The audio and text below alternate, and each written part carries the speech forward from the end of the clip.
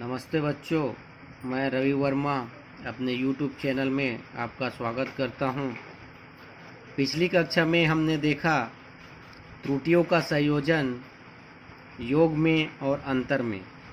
चलिए आज हम अध्ययन करेंगे त्रुटियों का संयोजन गुणा में, भाग में और घात में। तो देखते हैं, तीसरा है गुणा में त्रुटियों का संयोजन। तो कैसे करते हैं? मान लो दो भौतिक राशियां, माना दो भौतिक राशियां ए व बी का मापित मान क्रमशः A plus minus del A और B plus minus del B है, जहाँ डेल ए और डेल बी क्या है? भौतिक राशि ए बी की निरपेक्ष त्रुटियां हैं। डेल ए और डेल बी क्या है? ये भौतिक राशि जो हमने ए और बी लिया उनकी निरपेक्ष त्रुटियां हैं। हमें इन भौतिक राशियों के गुणा, इनका क्या करना है? हमको गुणा A equal to A into B में निरपेक्ष त्रुटि डेल जेड का मान ज्ञात करना है। गुणा के रूप में जेड इक्वल टू क्या है? ए इंटू बी है। तो जेड की जो निरपेक्ष त्रुटि डेल जेड है उसका मान हमको फाइंड करना है। तो Z plus minus del Z is equal to A into B. A का मान क्या है? A plus minus del A और into B plus minus del B. तो Z plus minus del Z is equal to, गुणा करेंगे तो ए into B, ये भी हो जाएगा और फिर गुणा होगा तो plus minus A del B. A का गुणा दोनों के साथ हुआ, बी का गुणा दोनों के साथ हो गया तो प्लस, अब ए का गुणा इन दोनों के साथ हुआ, अब बी का गुणा इन दोनों के साथ हो जाएगा तो B plus minus B del A और plus minus del A del B. तो दोनों पक्षों में क्या करेंगे? दोनों पक्षों में हम z is equal to A B का भाग दे देते हैं।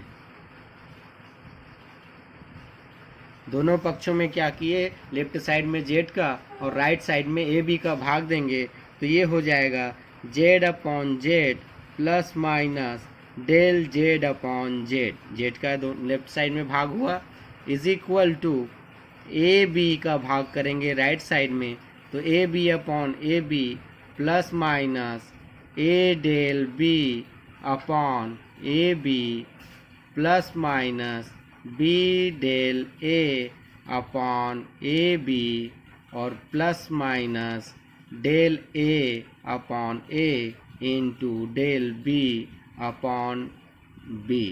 डेल ए डेल बी का अपॉन ए इंटू बी। ठीक है। अब चूंकि क्या है, डेल ए और डेल बी क्या है? मापन की त्रुटियां हैं, निरपेक्ष त्रुटियां हैं, और तो इनका मान क्या होगा? त्रुटि है तो त्रुटि का मान कम ही होगा।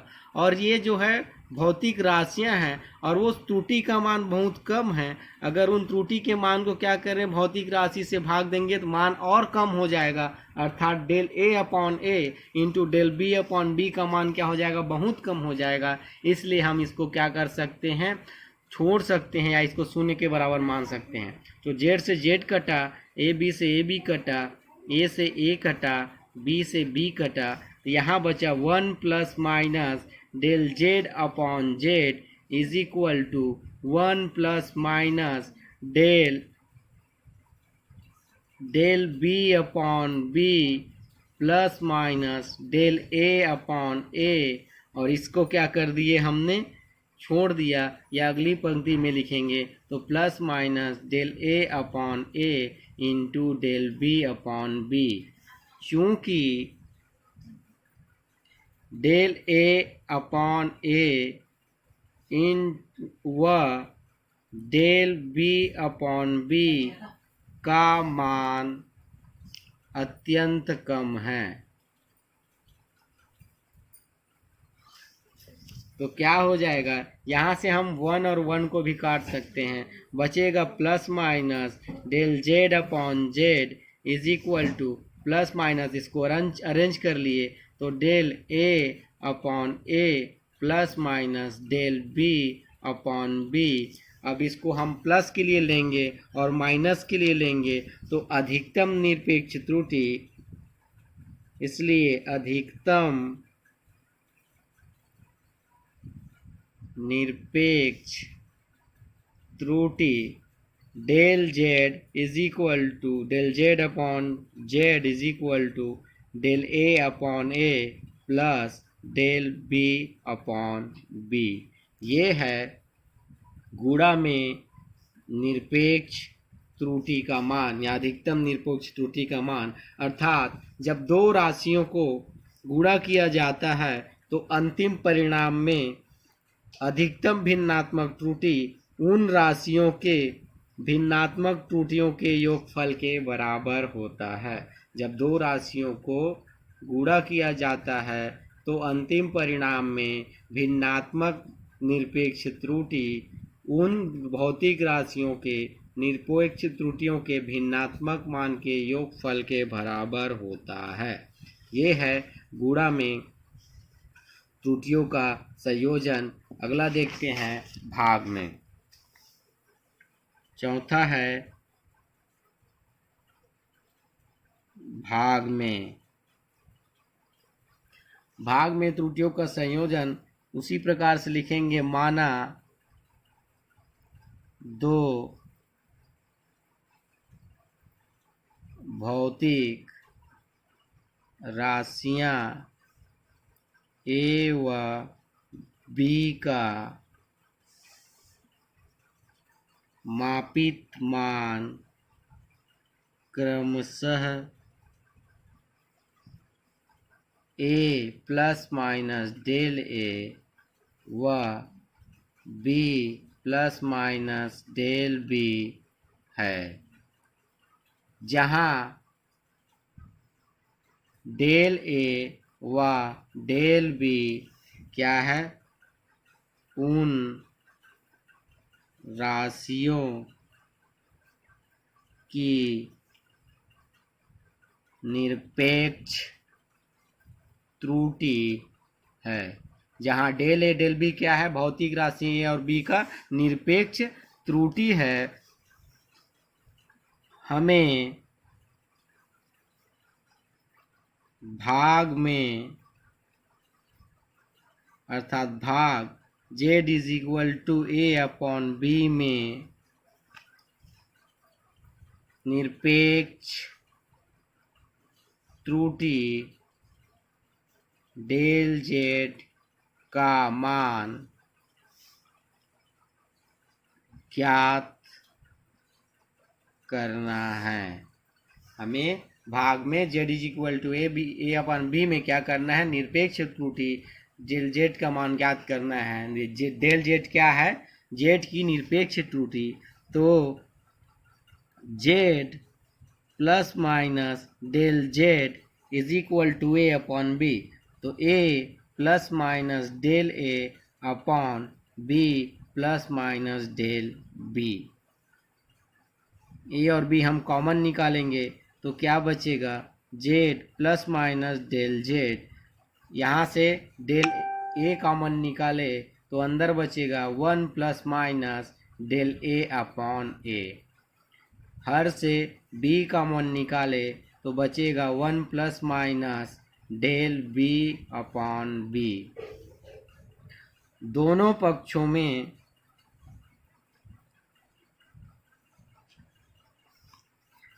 z is equal to a upon b का भाग देने पर, दोनों पक्षों में a अपॉन b का भाग देंगे तो z से z कट जाएगा और a अपॉन b से a अपॉन b कैंसिल हो जाएगा। बचेगा अपने पास 1 plus minus del z is equal to 1 plus minus del a upon a और 1 plus minus del b upon b।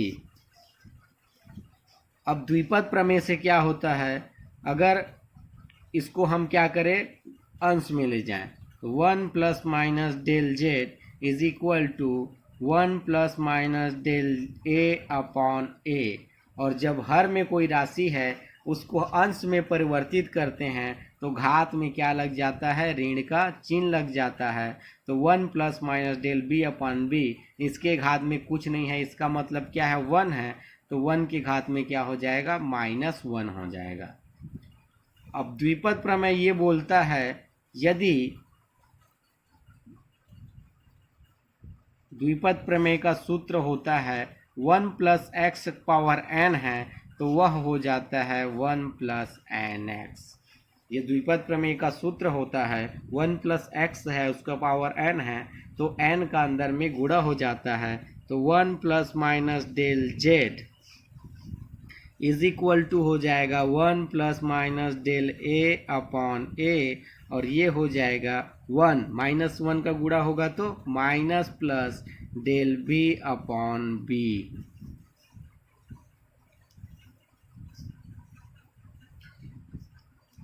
दोनों को अलग अलग करेंगे तो यहाँ से 1 का गुणा करेंगे, ब्रैकेट ओपन करेंगे तो 1 और minus plus del b upon b, अब a का गुणा तो plus minus del a upon a, तो यहाँ प्लस माइनस माइनस और माइनस प्लस माइनस, तो minus del a upon a into del b upon b, और 1 प्लस माइनस डेल z, 1 से 1 कट जाएगा तो प्लस माइनस डेल z और यहाँ डेल z छूट गया है, z छूट गया है, तो del z upon z is equal to plus minus del a upon a minus plus del b upon b minus del a upon a into del b upon b। चूँकि क्या है डेल a अपॉन a व del b upon b अत्यंत कम है, इसका मान जो है डेल a अपॉन a और डेल b अपॉन b का मान क्या है, अत्यंत कम है अर्थात बहुत कम है, तो हम इसको 0 के बराबर ले सकते हैं। तो यहाँ से अधिकतम निरपेक्ष त्रुटि del z upon z is equal to del a upon a और plus del b upon b, ये होगा भाग में अधिकतम निरपेक्ष त्रुटि। अगला है घात में, पांचवा है घात में। घात में त्रुटियों का संयोजन, तो घात में माना z is equal to a to the power n है, z is equal to a to the power n है, तब z plus minus del z is equal to a plus minus del a का power n। ठीक है, हमें घात में क्या निकालना है, डेल z का मान निकालना है। तो यहाँ से हमने क्या किया, a to the power n को कॉमन निकाल लिया, A to the power N common निकलेगा, ए कॉमन निकलेगा तो उसके साथ घात भी कॉमन निकलेगा और बचेगा 1 plus minus del A upon A. दोनों पक्षों में क्या करेंगे, दोनों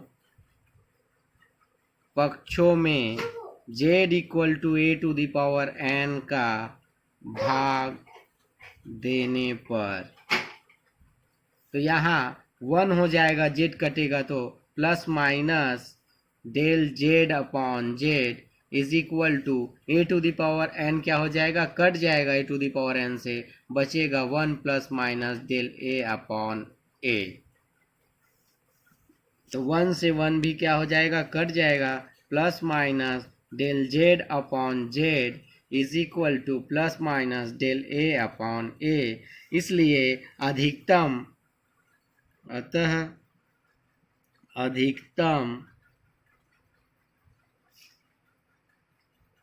भिन्नात्मक त्रुटि del z upon z is equal to हो जाएगा, इसका पावर n था तो ये n का गुणा n into del a upon a। तो ये है घात में अधिकतम भिन्नात्मक त्रुटि। आज के लिए इतना ही, धन्यवाद।